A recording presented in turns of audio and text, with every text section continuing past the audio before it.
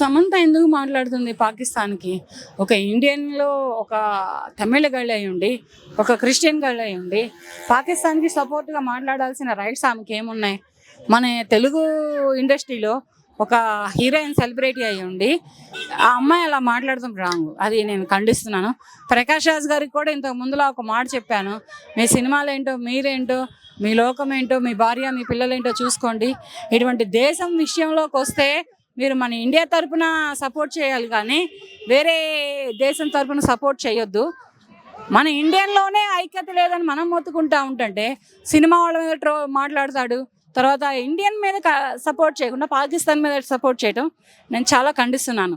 మరి అతను ఏమి భ్రమించి మాట్లాడాడు, మతి భ్రమించి మాట్లాడాడు, లేకపోతే తిక్కపక్క తెలియక మాట్లాడాడు, లేకపోతే ఒక సెలబ్రిటీని అనే అహంకారంతో మాట్లాడాడో తెలియదు, కానీ మాట్లాడొద్దు ఇలాగా. మన ఇండియన్లో చాలామంది వరకు ప్రాణత్యాగం చేస్తున్నారు. వాళ్ళలో నీ కొడుకుంటే అప్పుడు తెలిసిద్ది నీకు ఆ బాధ. నా కొడుకు ఒక ఇండియన్ ఆర్మీ అని, అంతేకాని నీ కొడుకు చిన్నవాడు కదా అని ఎదుటి వాళ్ళ కొడుకులు ప్రాణత్యాగం చేస్తాడంటే ఆ త్యాగాన్ని చులకన చేసి పాకిస్తాన్ తరఫున సపోర్ట్ చేయొద్దు. చాలా తప్పది. అంటే ఆయన వేసిన అలిగేషన్ ఏంటంటే, అంటే సపోర్ట్ చేయడం అంటే ఆయన ఎలా చేస్తున్నారంటే, ఒక పాకిస్తాన్ యాక్టర్ సినిమా ఇండియాలో రిలీజ్ అవ్వలేదని ఇండియన్ గవర్నమెంట్ మీద అలిగేషన్ వేస్తారు. అంటే ఇంత సిల్లీ అలిగేషన్ అనమాట. ఎందుకు అతనికి ఎందుకు అసలు పాకిస్తాన్ సినిమా ఇండియాలో ఎందుకు ఆడాలి? మన ఇండియన్ సినిమాలు పాకిస్తాన్లో ఆడుతున్నాయా?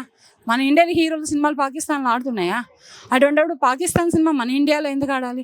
పాకిస్తాన్ వాడు మన ఇండియా బార్డర్లోకే రావద్దని తరిమి కొడుతుంటే వాళ్ళ సినిమాలు వచ్చి మన ఇండియన్ కంట్రీలో ఆడితే ఊరుకుంటామా? ప్రజలు ఊరుకుంటారా?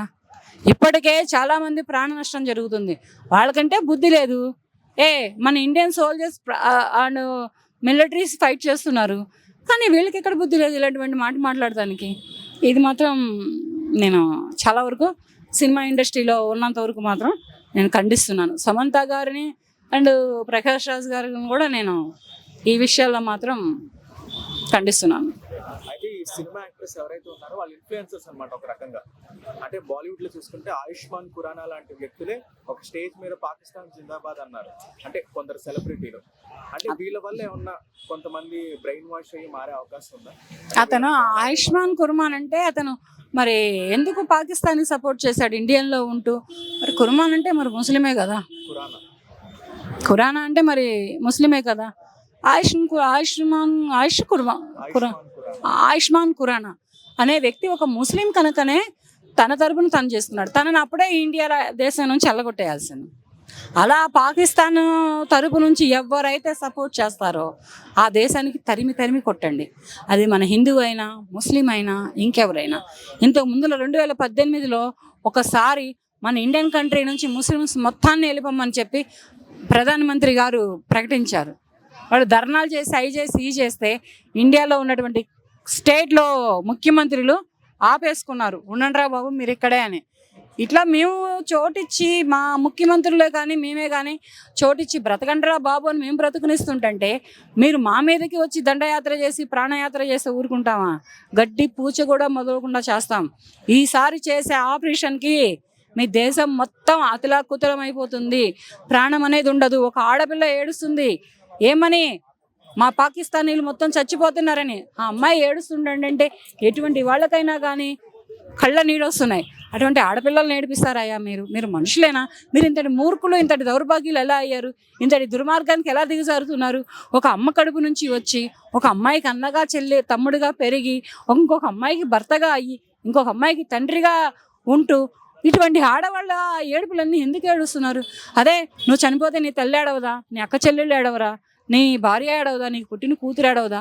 నా తండ్రి నాకు దూరం అయ్యాడు, నా భర్త నాకు దూరం అయ్యాడు, నా సోదరుడు నాకు దూరం అయ్యాడు, నా కొడుకు నాకు దూరం అయ్యాడని ఆపేయి. ఇకనైనా ఆపేస్తే మేము తగ్గి ఉంటాం. తర్వాత పాకిస్తాన్ పరిస్థితి ఎలా ఉంటుంది? ఆర్థికంగా వాళ్ళ సిచ్యువేషన్ ఎలా ఉంటుంది అంటారు? ఇప్పటికే కొట్టిందిగా జలాలు ఆపేసేసి. అంటే ఇప్పటికే వాళ్ళు చితికిపోయి ఉన్నారు కదా ఎప్పటి నుంచో. చితికిపోయి ఉన్నప్పుడు తగ్గి ఉండాలా. ఫస్ట్ నీ దేశం డెవలప్ అవ్వాలి అంటే ఎదుటి దేశంతో సత్సంబంధాలు పెంచుకోవాలి. అలా ఇప్పుడు మా దేశంతో అన్ని దేశాలు సత్సంబంధాలు పెంచుకుంటున్నాయి, అలాగే మా దేశం కూడా అన్ని దేశాలతోటి సత్సంబంధాలు పెంచుకుంటున్నాయి. మేము నిధులు తెచ్చుకుంటున్నాం, ఆర్థిక లావాదేవీలు తెచ్చుకుంటున్నాం, మా దేశానికి ఏదైనా రక్షణ కావాలని అడుగుతున్నాం, మా దేశంలో మీరు పెట్టుబడులు పెట్టండి అని వేడుకుంటున్నాం. అలా చేయడం వలన మా ఇండియన్ కంట్రీ మీద అభిమానం కొలది మా ఇండియన్ కంట్రీకి ఏ దేశం నుంచి అయినా వస్తున్నారు, మాకు పెట్టుబడులు పెడుతున్నారు. అలా మీరు కూడా తయారవ్వాలి. కానీ ఇండియా దేశం ఒక్క దేశాన్నే మీరు టార్గెట్ చేసుకొని ఇండియన్ కంట్రీని ఒక్కదాన్నే మీరు ఇది చేస్తే మాత్రం మా ఇండియన్ కంట్రీలో లేడీస్తో సహా వచ్చేసి మీ ఊపిరి ఆపేస్తాం. అయితే అయితే ఈ యుద్ధం తర్వాత అంటే పాకిస్తాన్ అంటే ఈ ఆపరేషన్ సింధూర్ తర్వాత పాకిస్తాన్ పరిస్థితి ఎలా ఉంటుంది? ఎకనామికల్గా, ఆర్థికంగా వాళ్ళ పరిస్థితి ఎలా ఉండబోతుంది అనుకుంటున్నారు? పాకిస్తాన్ పరిస్థితి అనేది తేడా ఏముండదండి. ఇప్పుడు ఏమైనా వాళ్ళు బాగుపడ్డారని అంటున్నారా? వాళ్ళకు కొనుక్కోవడానికి గోధుమ పిండి లేదు, తాగడానికి మొన్న ఈ మధ్య దాకా సింధు జలాలు ఉండేవి, అవి లేవు. మన ఒక యూట్యూబరు ఒక వీడియో చేసి పంపించాడు, నేను మామూలుగా స్నానం చేసి నెలకొక రోజు, ఆ నెలకొక రోజు కూడా ఇప్పుడు బంద్ అయిపోయింది, నన్ను ఏం చేయమంటారని చెప్పేసి. ఒక పాకిస్తానీ మిలిటరీ ఆఫీసర్ తనకు డ్యూటీ బార్డర్లో వేశారని చెప్పేసి ఏడ్చుకుంటూ ఎలాగో అక్కడ పోయి నేను చేస్తాను, దాని బదులు నా కుటుంబం మధ్యలో తిండి లేకుండా చావడం ఇష్టపడతాను అని చెప్పేసి వీడియో రిలీజ్ చేశాడు. అంటే అక్కడ ఎంత గడ్డు పరిస్థితులు ఉన్నాయో మనకు క్లియర్గా తెలుస్తుంది. పాకిస్తాన్ పరిస్థితి అనేది ఏం బాగాలేదు, ఇంతకంటే చెడు కూడా వాళ్ళకి జరిగేది ఏం లేదు. వాళ్ళకి ఈ యుద్ధం వల్ల వాళ్ళ ప్రజలు ఏమైనా తక్కువైపోయి మేబీ ఆహార సమస్య అనేది కొద్దిగా తగ్గుతుందేమో, కానీ ఆహార సమస్య అనేది అలాగే ఉంటుంది.